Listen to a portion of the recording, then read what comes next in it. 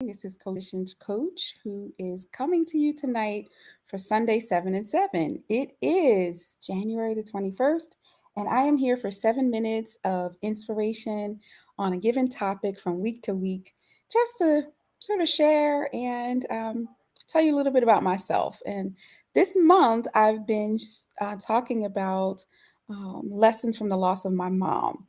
A lot of my coaching practice focuses on grief and loss, but also relationships and personal development. It's all about the transition.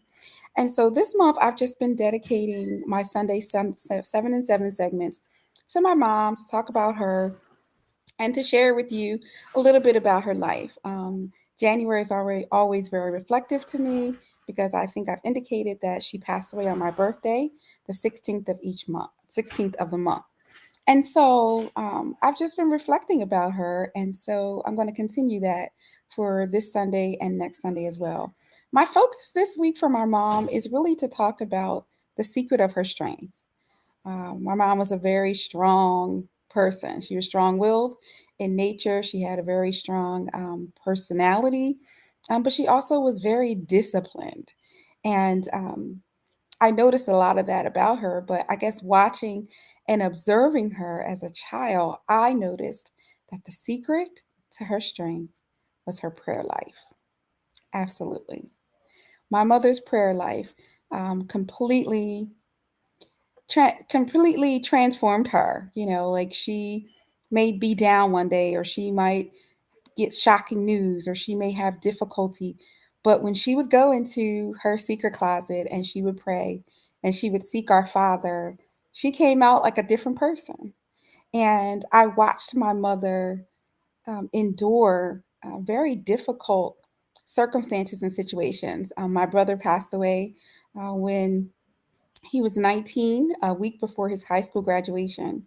And I watched my mother comfort other people when, quite frankly, I think we were the ones that should have been getting comforted. And she was comforting other people and ministering to them and encouraging them. And here it is, her son has passed away. And it was a difficult time. I don't know what all emotional state. She never really talked about it. I mean, I was 15 at the time, so she was necessarily wouldn't talk about it with me. But my brother died a week before his high school graduation after he had done the 12th grade for the second time.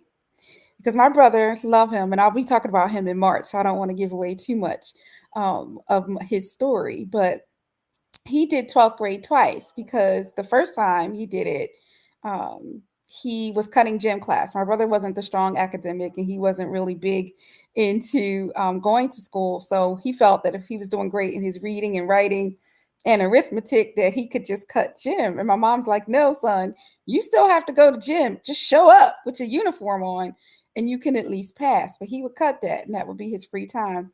And every marking period, she would be like, look, all right, you got an F the first marking period. Now you got to get, a D and two C's, or you got to get something, or all D something to pass. And every marking period, he would just keep cutting. And so he failed 12th grade the first time. So she made him do it the second time because she was a woman of her word. If I said it, I meant it, and I'm going to keep what I said. And so when he passed away a week before his high school graduation, that's all I could think about. Well, dang. And she never talked about that with me. I hope she talked about it with someone. I don't know. But the level, she was a woman of her word. She kept her word and she was consistent in her word. And she was very strong. And so I watched her as, hundreds of people came to support us during my brother's passing. She was the one that was the rock and encouraging them and uplifting them. I watched her when my second brother passed away. I literally watched her um, bury three of her sons, and I have three sons. So to witness that and to watch that and to see the strength and resolve that she had because of her solid faith, it definitely encouraged me. I know a lot of people, were asking me when my husband passed away. My husband and my sister passed away within 6 days of each other in 2021. And, I did some things that, quite honestly, when I look back, I'm like, that could have only been God. Like, I don't know how I had the strength to do that. That was only God. And so I do believe that I felt my mom's presence in a way that I probably had never really felt it before during that time because I was leaning in to God and leaning into Him in ways that perhaps I had not even leaned into Him previously. And so that's what I want to ask you. Where is your strength? What's the secret to the strength that you have? You know, there are times when we get shocking news or we get things that disturb us and shock us and rock us to our core, but we can't stay there. You know, one of my strongest mentors, he would always say, when you have a setback, you have to step back and get ready for your comeback. And so our comeback game has to always be stronger.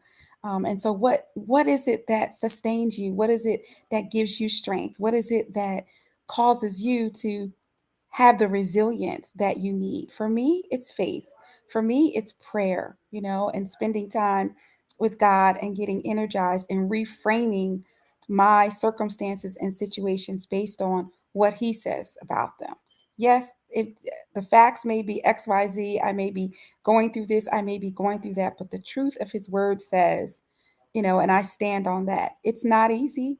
I have to constantly remind myself and I have to constantly affirm and encourage myself in the Lord and in the word. But what does that look like for you? Like, is it family? Is it friends? Is it faith? Is it what does it look like? Let's talk about that this week. For my mom, her secret sauce, like I said, was prayer and her faith. And I have gained that. That is one of the largest lessons that I've learned from her. And as I carry forward her legacy and build my own, it is rooted and grounded in faith and dependence and reliance on the Lord. So give me a shout out. Let me know what your thoughts are. Let's talk about that this week.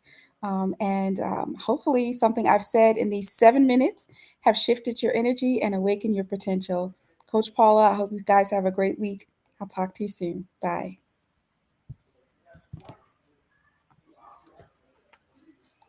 I'm done.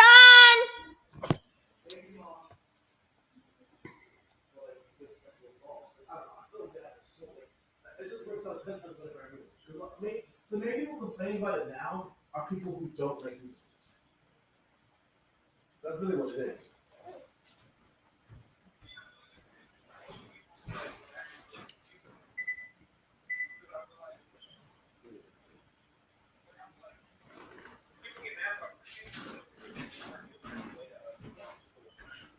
Yeah.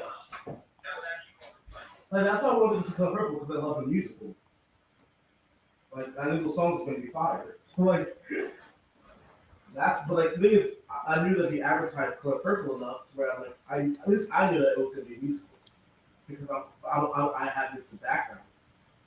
So it's like but the average American doesn't know that Color Purple is gonna be a musical.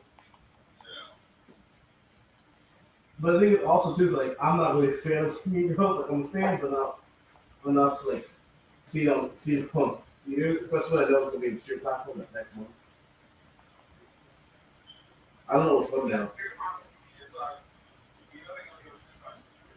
Yeah.